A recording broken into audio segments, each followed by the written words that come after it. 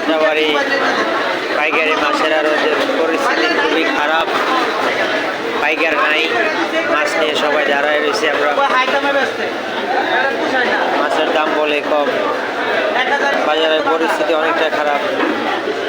এটা হচ্ছে বরিশালের পাইলা, এটা হচ্ছে বরিশালের মলা। অরণ্য মাল শেষ, এখনো গাড়ি আসছে।